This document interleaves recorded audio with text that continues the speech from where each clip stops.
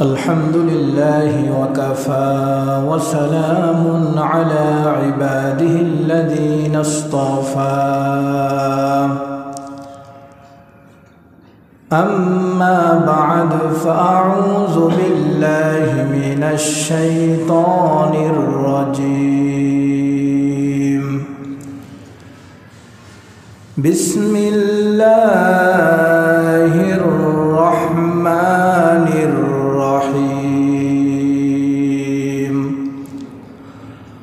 وإنك لعلى خلق عظيم وقال النبي صلى الله عليه وسلم لا يؤمن أحدكم حتى يكون هواه تبعا لما جئت به أو كما قال عليه الصلاة والسلام وقال تعالى إن الله وملائكته يصلون على النبي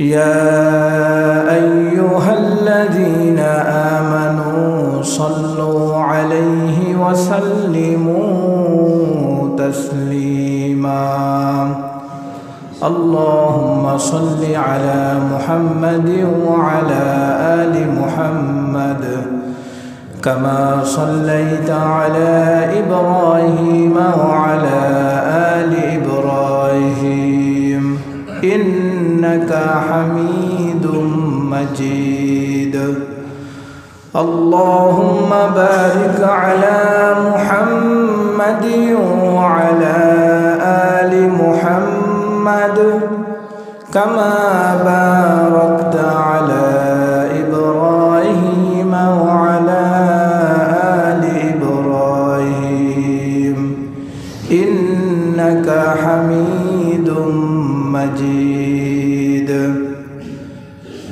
سبحانك لا علم لنا إلا ما علمتنا إنك أنت العليم الحكيم رب اشرح لي صدري ويسر لي أمري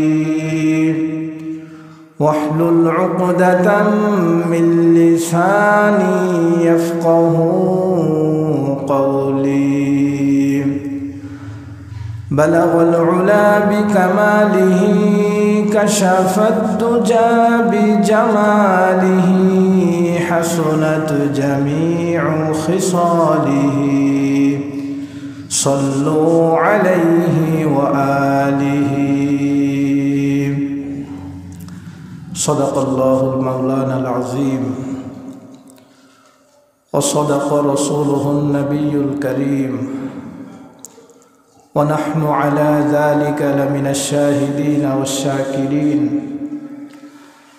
والحمد لله رب العالمين মহান আল্লাহ রব্বুল আলামিনের আলিশান দরবারে লাখো কোটি শুকরিয়া আদায় করি যিনি আমাদেরকে পবিত্র জুমার দিনে জুমার নামাজ আদায় করার জন্য যথাসময়ে মসজিদে আসার তৌফিক দান করেছেন। এজন্য আমরা সকলেই আল্লাহ রব্বুল আলামিনের দরবারে শুকরিয়া আদায় করব। সকলে বলি আলহামদুলিল্লাহ। আল্লাহ রব্বুল আলামিন তার বান্দার উপর অসংখ্য অগণিত নিয়ামত এবং বরকত দান করেছেন। বান্দা তার ডানে বামে সামনে পিছনে উপরে নিচে সে যা কিছু দেখে না কেন, যদি প্রত্যেকটা জিনিস একটু হিসাব করে তাহলে দেখা যাবে যে সমস্ত জিনিসগুলাই আল্লাহ রব্বুল আলামিন বান্দার জন্য নিয়ামত এবং রহমত স্বরূপ দান করেছেন। দিনের আলো, সূর্যের আলো আল্লাহ রব্বুল আলামিনের একটা নিয়ামত। এটা যদি না থাকতো তাহলে মানুষ বাঁচতে পারত না। রাতের অন্ধকার এটা আল্লাহ রব্বুল আলামিনের একটা নিয়ামত। এটা না থাকলে মানুষ বাঁচতে পারত না। বাতাস আল্লাহ রব্বুল আলামিনের নিয়ামত, অক্সিজেন আল্লাহ রব্বুল আলামিনের নিয়ামত। অন্য অন্য এভাবে যদি দেখা যায় যে যা কিছু রয়েছে সমস্ত বিষয়গুলি আল্লাহ রব্বুল আলামিন তার বান্দার জন্য নিয়ামত স্বরূপ আল্লাহ তাআলা দান করেছেন। একথা আল্লাহ রব্বুল আলামিন কুরআনে কারীমের মধ্যে আল্লাহ নিজেই ঘোষণা করে দিয়েছেন, ওয়া ইন তাউদ্দু নি'মাতাল্লাহি লা তুহসুহা। বান্দা, আমি তোমাকে এত পরিমাণ নিয়ামত দিয়েছি যে আমার নিয়ামত যদি তুমি গণনা করতে যাও তাহলে তুমি কখনোই আমার নিয়ামত গুণে শেষ করতে পারবা না। এত এত পরিমাণ নিয়ামত আমি রব্বুল আলামিন তোমাকে দান করেছি, তুমি গুনতে চাইলে গুণে শেষ করতে পারবা না। তার মানে এক কথায় যদি বলি যে আমার জন্য আল্লাহ রব্বুল আলামিন আমার চতুর্দিকে যা রয়েছে সব কিছু আল্লাহ রব্বুল আলামিন আমার জন্য নিয়ামত বানিয়ে দিয়েছে। আমার জন্য আল্লাহ রব্বুল আলামিন বরকত বানিয়ে দিয়েছেন এইগুলিকে। এই নিয়ামতগুলির মধ্যে গুরুত্বপূর্ণ, অত্যন্ত গুরুত্বপূর্ণ একটি নিয়ামত হলো আল্লাহ রব্বুল আলামিন যুগে যুগে অসংখ্য নবী রাসূল পাঠিয়েছেন।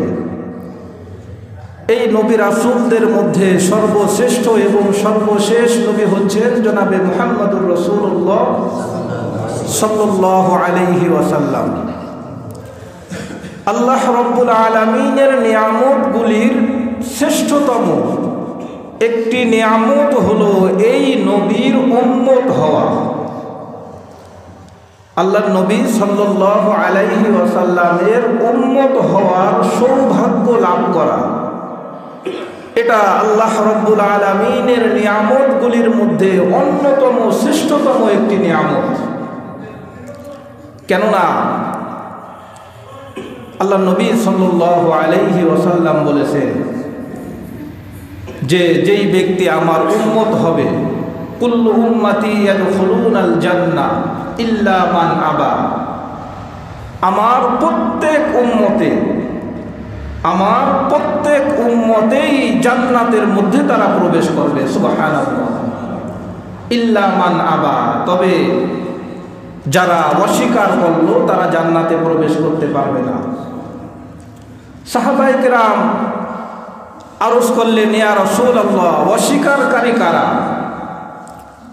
নবীজি সাল্লাল্লাহু আলাইহি ওয়াসাল্লাম বললেন, মান আতাআনি দাখালাল জান্নাহ ওয়া মান আসানি ফাকাদ আবা।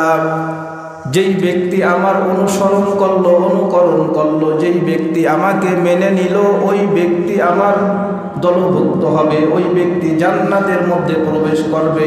আর যেই ব্যক্তি আমার অস্বীকার করলো, যেই ব্যক্তি আমার অনুসরণ করলো না, ওই ব্যক্তি আমাকে অস্বীকার করলো, আর ওই ব্যক্তি জান্নাতে যেতে পারবে না, ওই ব্যক্তি জাহান্নামের মধ্যে প্রবেশ করবে। আমরা যেন আল্লাহর নবী সাল্লাল্লাহু আলাইহি ওয়াসাল্লামের উম্মতের দলভুক্ত হয়ে নবীজি সাল্লাল্লাহু আলাইহি ওয়াসাল্লামের সঠিক দল যেইটা, সঠিক অনুসারী যেইটা। কারণ মুসলমানের দলের মধ্যে অনেক দল রয়েছে। হাদিসের মধ্যে আসছে যে ৭৩টা দল হবে, এর মধ্যে ৭২ দল তারাও মুসলমান হবে, নবীজির উম্মত হবে। কিন্তু এই ৭২ দল তারা জান্নাতে যেতে পারবে না, মাত্র একটা দল জান্নাতে যেতে পারবে। যেই দল জান্নাতি হবে আমরা যেন সেই দলের অন্তর্ভুক্ত হতে পারি। আল্লাহ তাআলা আমাদেরকে তৌফিক দান করেন। তো যে কথা বলতেছিলাম যে নিয়ামতগুলির মধ্যে শ্রেষ্ঠতম একটি নিয়ামত হলো শেষ নবী মুহাম্মদুর রাসূলুল্লাহ সাল্লাল্লাহু আলাইহি ওয়াসাল্লামের উম্মত হওয়ার সৌভাগ্য লাভ করা, এই নিয়ামতটা আল্লাহ রাব্বুল আলামিন আমাদেরকে দিয়েছেন। এটা কিন্তু আল্লাহ তাআলা আমাদেরকে দিয়েছেন, আমরা কেউ আল্লাহ রাব্বুল আলামিনের নিকটে কিন্তু চেয়ে নেই। এটা বরকত স্বরূপ, দয়া, আল্লাহ রাব্বুল আলামিনের দয়া এবং মেহেরবানিতে, ভালোবাসায় আল্লাহ রাব্বুল আলামিন এই নিয়ামত, এই নবীর শ্রেষ্ঠ উম্মত হওয়ার নিয়ামত আল্লাহ রাব্বুল আলামিন আমাদেরকে দান করেছেন। কেমন নিয়ামত দেখেন, অন্য সমস্ত নবীদের উম্মতের থেকে এই নবীর উম্মতেরা দুনিয়াতে এসেছে সবার পরে, কিন্তু জান্নাতে ঢোকার সময় এই নবীর উম্মতেরা আগে জান্নাতের মধ্যে প্রবেশ করবে। অন্য নবীর উম্মতের অনেক লম্বা হায়াত ছিল, অনেক দিন তারা দুনিয়াতে বেঁচে থাকতো, কিন্তু এই নবীর উম্মতের হায়াত খুবই কম।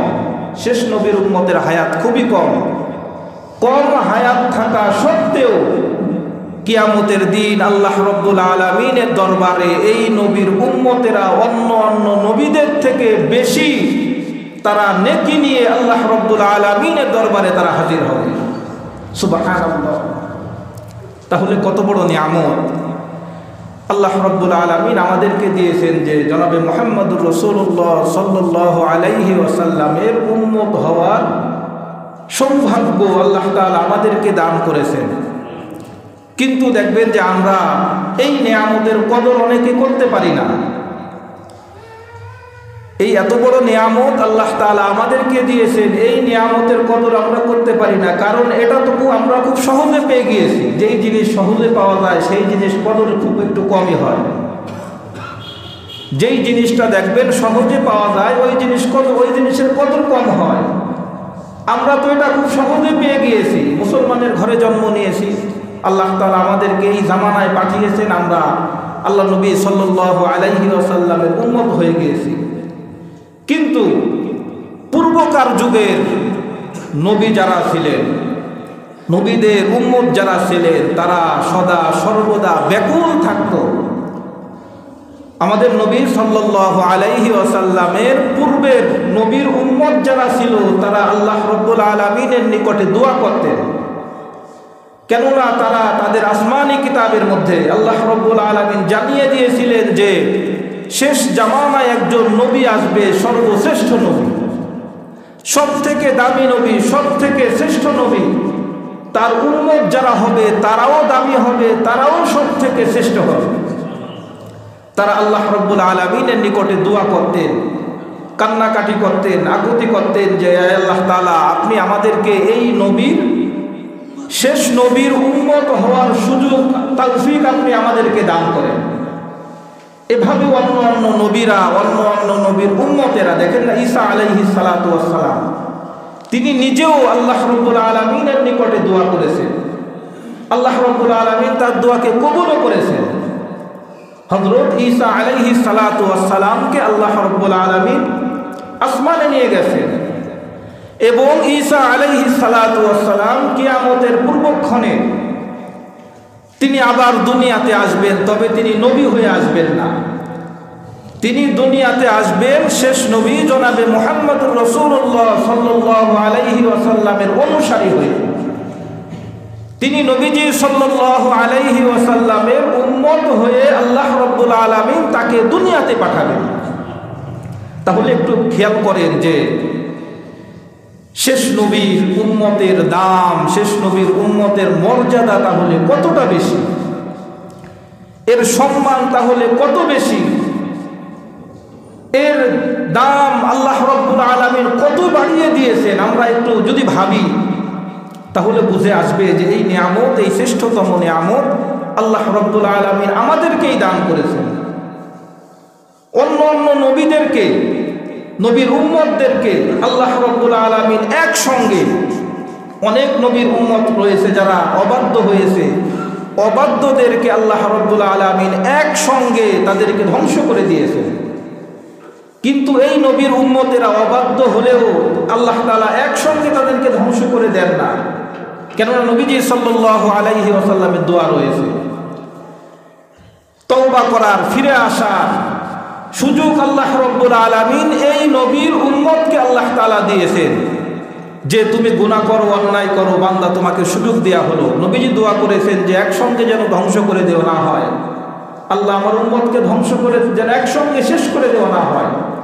কুরআনে কারীমের আয়াত রয়েছে, আল্লাহ রাব্বুল আলামিন বলেন যে আল্লাহ রাব্বুল আলামিন তো তিনি কুল হুয়াল কাদিরু আলা আন ইয়াবআসা আলাইকুম আযাবাম মিন ফাওকিকুম আও মিন তাহতি আরজুলিকুম আও ইয়ালবিসাকুম শিআআন ওয়া ইউযীকা বা'দাকুম বা'সা বা'দ। আল্লাহ রাব্বুল আলামিন নবী করিম সাল্লাল্লাহু আলাইহি ওয়াসাল্লামকে জানিয়ে দিয়েছেন, ও আমার হাবিব আপনি বলে দিন যে তোমরা যেই রব্বুল আলামিনের অবাধ্য হচ্ছ, তোমরা যেই আল্লাহ রব্বুল আলামিনের বিরুদ্ধে যাচ্ছ, সেই আল্লাহ কিন্তু ক্ষমতা রাখেন যে আসমান থেকে গজব দিয়ে তোমাদেরকে একসঙ্গে সকলকে ধ্বংস করে দিতে। এই আয়াত যখন নাজিল হলো, আয়াতের প্রথম অংশ যখন নাজিল হলো, আল্লাহ নবী সাল্লাল্লাহু আলাইহি ওয়াসাল্লাম আল্লাহ রব্বুল আলামিনের নিকটে দোয়া করলেন, আয় আল্লাহ তাআলা আপনি আমার উম্মতকে হেফাজত করেন। নবীজি উম্মতের প্রতি কতটা নবীর ভালোবাসা। এই আয়াত যখন নাজিল হলো, আল্লাহ নবীর সঙ্গে সঙ্গে দোয়া করলেন যে আয় আল্লাহ আপনি আমার উম্মতকে একসঙ্গে ধ্বংস হওয়ার থেকে আপনি হেফাজত করেন। আল্লাহ তাআলা দোয়াকে কবুল করে নিলেন। এরপরে আল্লাহ রাব্বুল আলামিন বলেন যে তোমরা যার অবাধ্য হচ্ছ, সেই আল্লাহ তাআলা তো ইচ্ছা করলে জমিনের গজব দিয়ে তোমাদেরকে একসঙ্গে সকলকে জমিনের নিচে দাবিয়ে দিতে পারেন, তোমাদেরকে ধ্বংস করে দিতে পারেন। এই আয়াত যখন নাজিল হলো, তখনও নবী করিম সাল্লাল্লাহু আলাইহি ওয়াসাল্লাম বললেন যে আল্লাহ তাআলা আমার উম্মতকে আপনি হেফাজত করেন। আল্লাহ রাব্বুল আলামিন নবী করিম সাল্লাল্লাহু আলাইহি ওয়াসাল্লামের এই দোয়াটাকেও আল্লাহ তাআলা কবুল করে নিলেন। তৃতীয় আরেকটা আযাবের কথা আল্লাহ রাব্বুল আলামিন বলেছেন, সেটা হলো যে তোমাদের মধ্যে বিভিন্ন দলে বিভিন্ন মতে মানুষ বিভক্ত হয়ে যাবে।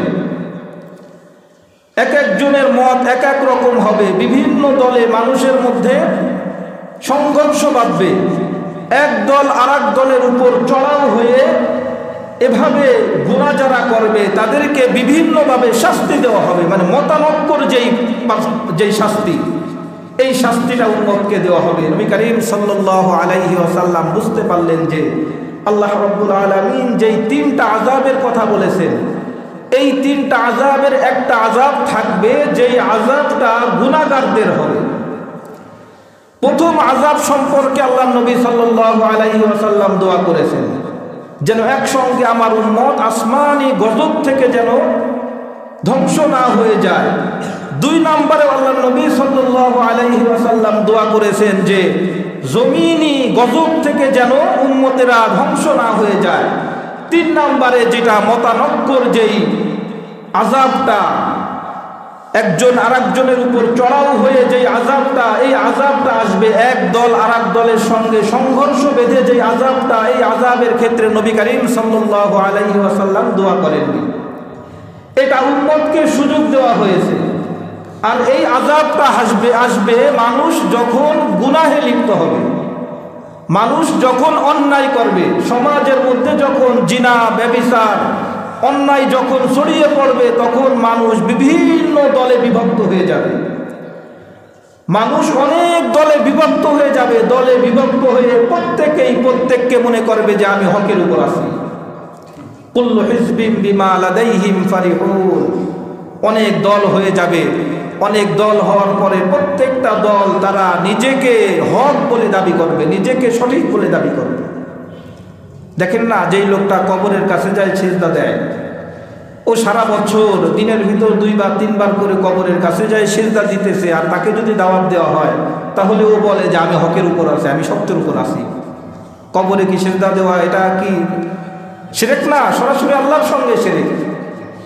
কেউ আছে হারমোনিয়াম বাজায়, কেউ আছে ঢোল তবলা নিয়ে বাজায়, ইসলামের কথা বলে ইসলামী গান গায়, তাকে দাওয়াত দিবেন, সে বলবে যে আমি হকের উপর আছি, আমি সত্যের উপর আছি।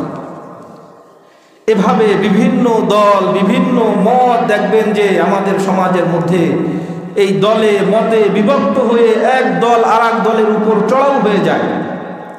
এটা এক ধরনের আমাদের অন্যায়ের, আমাদের গুনাহের কারণে আমরা নবী করিম সাল্লাল্লাহু আলাইহি ওয়াসাল্লামের পরিপূর্ণ অনুসারী না হওয়ার কারণে এই আযাবটা কিয়ামত পর্যন্ত উম্মতের থাকবে। তবে যারা নবী করিম সাল্লাল্লাহু আলাইহি ওয়াসাল্লামের অনুসারী হবে, যারা নবীজির পরিপূর্ণ তাবেদার হবে, আল্লাহ রাব্বুল আলামিন তাদেরকে হেফাজত করবেন, এই আযাব থেকে আল্লাহ তাআলা তাদেরকে মুক্ত করবেন। আমরা যেন আল্লাহ নবী সাল্লাল্লাহু আলাইহি ওয়াসাল্লামের খাঁটি উম্মত হতে পারি, যে যেই দল করুক। আল্লাহ এই জন্য তো নবী করিম সাল্লাল্লাহু আলাইহি ওয়াসাল্লাম দোয়া শিক্ষা দিয়েছেন, আল্লাহুম্মা আরিনাল হাক্কা হাক্কাও ওয়ারযুকনা ইত্তিবাআ ওয়া আরিনাল বাতিলা বাতিলাও ওয়ারযুকনা ইজতিনাবা। নবী করিম সাল্লাল্লাহু আলাইহি ওয়াসাল্লাম দোয়া শিক্ষা দিয়েছেন, আয় আল্লাহ, হককে হক বলে চিনার তৌফিক দান করেন এবং হকের উপর যেন থাকতে পারি। আরিনাল হাক্কা হাক্কা ওয়ারযুকনা ইত্তিবাআ, হককে যেন হক মনে করে হকের উপর থাকতে পারি, হকের অনুসারী যেন হতে পারি, আয় আল্লাহ সেই তৌফিক দান করেন। ওয়া আরিনাল বাতিলা বাতিলা ওয়ারযুকনা ইজতিনাবা, আর বাতিলকে যেন বাতিল মনে করতে পারি, যেটা বাতিল সেটা যেন বাতিলই থাকে, এই বাতিল থেকে আপনি আমাদেরকে হেফাজত করেন। এভাবে আল্লাহ নবী সাল্লাল্লাহু আলাইহি ওয়াসাল্লাম আমাদেরকে দোয়া শিক্ষা দিয়েছেন।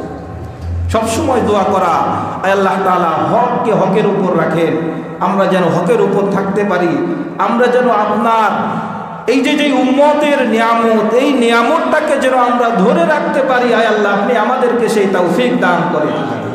তো যে কথা বলতেছিলাম যে আমরা তো উম্মত হয়েছি মানে বিনা দরখাস্তে, আমরা নবী করিম সাল্লাল্লাহু আলাইহি ওয়াসাল্লামের উম্মতের এই নিয়ামতটা পেয়েছি, এমনিতেই আল্লাহ তাআলা আমাদেরকে দিয়েছেন, আল্লাহ তাআলা আমাদেরকে দান করেছেন। কিন্তু পূর্বকার যুগের নবীর উম্মতেরা তারা আল্লাহ রাব্বুল আলামিনের নিকটে দোয়া করতেন, তারা কান্নাকাটি করতেন, তারা সিজদায় আল্লাহ তাআলার নিকট তারা চাইতে থাকতেন যে আল্লাহ আপনি আমাদেরকে শেষ নবীর উম্মত বানান, সেই হায়াত আপনি আমাদেরকে দেন। দেখেন ইয়ামেনের একজন বাদশাহ, একটা ঘটনা বলে হাদিসের মধ্যে এই ঘটনাটা আসছে যে ইয়ামেনের একজন বাদশাহ যার নাম হলো আসআদ। এই আসআদ বাদশাহ একটা সফরের জন্য বের হয়। তো উনি যখন সফরের জন্য বের হয়, তার সফর সঙ্গী হিসেবে তৎকালীন সময়ের কিছু কিতাবি আলেম, এই কিতাবি আলেমদেরকে সঙ্গে নিয়ে তিনি সফর বের হয়।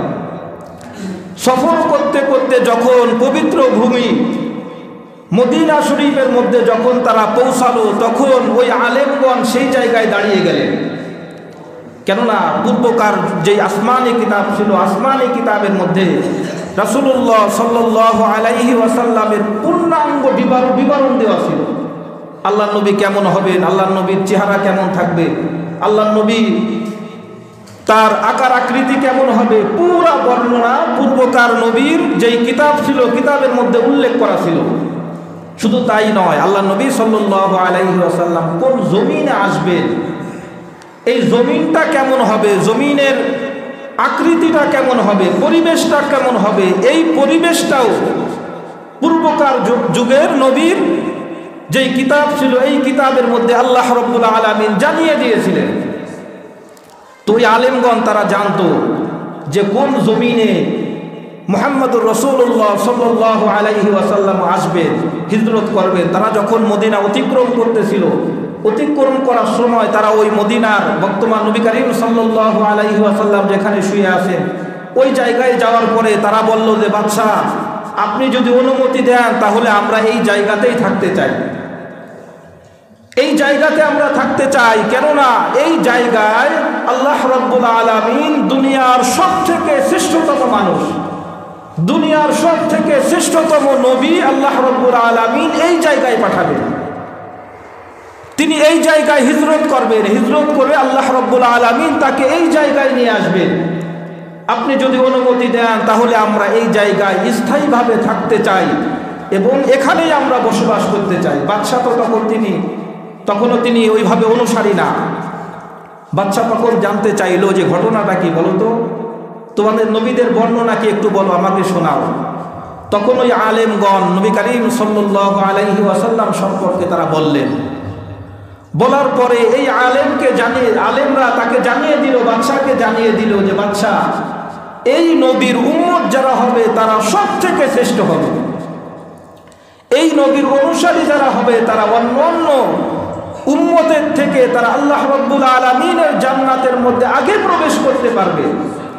এদের মর্তবা, এদের মর্যাদা আল্লাহ রাব্বুল আলামিন সকলের থেকে আল্লাহ তাআলা ঊর্ধ্বে নিয়ে যাবে এই নবীর উম্মত হয়। যখন বাদশা যখন এই ঘটনাগুলি জানলো, কিতাব থেকে তিনি যখন এটা জানতে পারলেন, আলেমগণ যখন তারা এটা তাদেরকে বলল, দেখেন বাদশাকে বলার পরে এই বাদশাহ সঙ্গে সঙ্গে আল্লাহ রাব্বুল আলামিনের উপর ঈমান এনে সে মুসলমান হয়ে গেল। দেখবেন যে কিছু বিষয় আছে যে আলোচনা হলে মানুষ দুই শ্রেণীর মানুষ হয়ে যায়, যে কোনো বিষয় হোক। কোরআনের আলোচনা আমরা যখন করি, কোরআনের আলোচনা করার সময় মানুষ দুই দলে বিভক্ত হয়। একটা দল হলো যে তারা আনন্দের সাথে এটাকে গ্রহণ করে নেয়, আর একটা দল হলো তারা এটা তাদের ভালো লাগে না, তারা এটাকে ত্যাগ করে। কোরআনের মধ্যে আসছে যারা আল্লাহর কোরআনকে আনন্দের সঙ্গে গ্রহণ করে নেয়, যারা এটাকে ধারণ করে, যারা এটাকে অনুসরণ করে, ওই সমস্ত মানুষেরা আল্লাহর জান্নাতের মধ্যে প্রবেশ করবে। সুবহানাল্লাহ।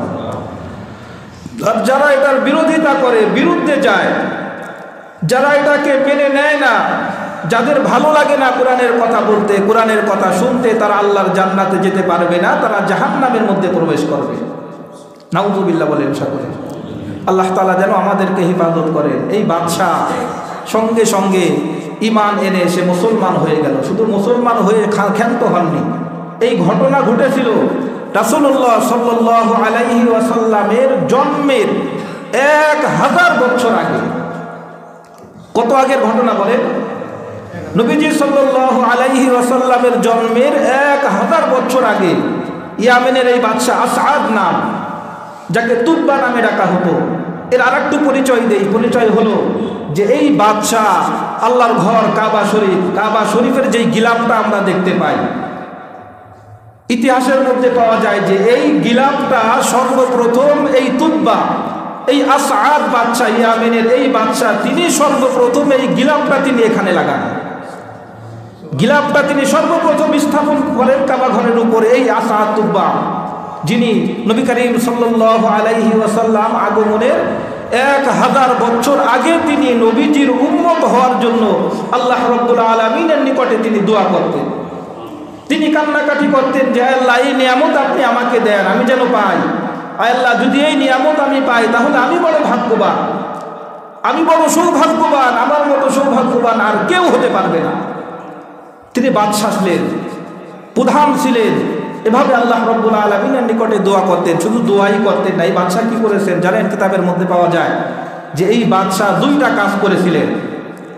একটা কাজ হলো এই বাদশা তার নিজস্ব অর্থায়নে একটি ঘর তিনি নির্মাণ করেছিলেন। ঘর নির্মাণ করে তিনি এটা বলে দিয়েছিলেন যে শেষ জামানার নবী যেহেতু এই ভূমিতে আসবে, এই জায়গায় আসবে, আমি এই ঘরটা এজন্য বানালাম যে নবী যখন আসবে, আল্লাহ নবী সাল্লাল্লাহু আলাইহি ওয়াসাল্লাম যেন আমার এই ঘরে এসে তিনি বিশ্রাম করতে পারে, তিনি যেন থাকতে পারে, এই জন্য আমি এখনই এই ঘরটা নির্মাণ করে রাখলাম। সুবহানাল্লাহ। এরপরে তিনি আরেকটা কাজ করেছিলেন। আরেকটা কাজ হলো তিনি একটা পত্র রেখেছিলেন, একটা চিঠি লিখেছিলেন, যে চিঠির মধ্যে লেখা ছিল যে এই চিঠিটা আব্দুল্লাহর ছেলে মুহাম্মদুর রাসূলুল্লাহ সাল্লাল্লাহু আলাইহি ওয়াসাল্লামের নিকট, যিনি আল্লাহর নবী এবং রাসূল। আমি তুব্বা আমার পক্ষ থেকে এই চিঠিটা আমি লিখে দিলাম। ইয়া রাসূলুল্লাহ, যদি আমি আপনাকে পাই তাহলে তো আমি বড় সৌভাগ্যবান, আমি আপনার উপর ঈমান এনে আমি মুসলমান হয়ে গেলাম। আর যদি আপনাকে আমি না পাই তাহলে আমি সাক্ষ্য রেখে আমি এই চিঠির মাধ্যমে আমি জানিয়ে দিলাম যে ইয়া রাসূলুল্লাহ, আমি তুব্বা মুহাম্মদুর রাসূলুল্লাহ সাল্লাল্লাহু আলাইহি ওয়াসাল্লামের উপর ঈমান আনলাম, আমি আপনার উম্মত হয়ে গেলাম, আমি আপনার রবের উপর ঈমান আনলাম, আমি আপনার ধর্মের উপর ঈমান আনলাম, আপনার যেই বিধান রয়েছে সমস্ত বিধানের উপর আমি তুব্বা, আমি ঈমান আনলাম। ইয়া রাসূলুল্লাহ, কিয়ামতের দিন যখন বান্দার আপনার উম্মতের সুপারিশ আপনি করবেন, ইয়া রাসূলুল্লাহ আপনি আমাকে ভুলে যাবেন না, ওগো আল্লাহর নবী, দয়ার নবী, আপনি আমাকে ভুলে যাবেন না। 1000 বছর আগের ঘটনা। তো তারা আল্লাহ নবী সাল্লাল্লাহু আলাইহি ওয়াসাল্লামের উম্মত হওয়ার জন্য তারা এভাবে আল্লাহ রব্বুল আলামিনের নিকটে তারা দোয়া করতেন। আর এই নিয়ামত তো আল্লাহ তাআলা আমাদেরকে এমনিতেই দিয়েছেন। আল্লাহ নবীর এই উম্মত হওয়ার এই এত বড় নিয়ামত আল্লাহ তো আমাদেরকে এমনিতেই দিয়েছেন। কিন্তু আমরা যদি এই নিয়ামতের কদর না করি, যদি আমরা এই নিয়ামতের দাম যদি না দেই, তাহলে তো আমরা ক্ষতিগ্রস্ত হয়ে যাব। এই নিয়ামতের দাম আমরা কিভাবে দেব? যারা সুন্নত মানে, যারা সুন্নতের অনুসারী হয়, তারাই নবী করিম সাল্লাল্লাহু আলাইহি ওয়াসাল্লামের দলভুক্ত হতে পারবে। আর যারা সুন্নত মানে না, যারা সুন্নত মানে সুন্নতের অনুসারী হয়, নবীজির আদর্শ যাদের মধ্যে থাকে, তারা জান্নাতের মধ্যে যাবে। আর যারা সুন্নত মানে না, সুন্নতের অনুসারী হয় না, সুন্নতের তাবেদার হয় না, তারা কিন্তু আল্লাহর নবীর অনুসারী হতে পারবে না, নবীজির উম্মত হতে পারবে না। আর নবীজির উম্মত না হলে তারা আল্লাহর জান্নাতের মধ্যেও প্রবেশ করতে পারবে না। আল্লাহ তাআলা আমাদেরকে হেফাজত করেন, আমরা যেন নবীর পরিপূর্ণ উম্মত হতে পারি। আমরা যেন প্রিয় নবী সাল্লাল্লাহু আলাইহি ওয়াসাল্লামের সমস্ত সুন্নাহকে, নবীজির যত সুন্নাহ রয়েছে সমস্ত সুন্নাহকে যেন আমরা মানতে পারি, আমাদের জীবনে যেন বাস্তবায়ন করতে পারি। পারিবারিক জীবনে, সামাজিক জীবনে, অর্থনৈতিক জীবনে, প্রত্যেকটা ক্ষেত্রে যেন আমরা নবীজির আদর্শকে আমরা ধারণ করতে পারি, আমরা যেন মেনে চলতে পারি। আল্লাহ রাব্বুল আলামিন আমাদেরকে সেই তৌফিক দান করেন। আমিন। ওয়া আখির দাওয়ানা আনিল হামদুলিল্লাহি রাব্বিল আলামিন।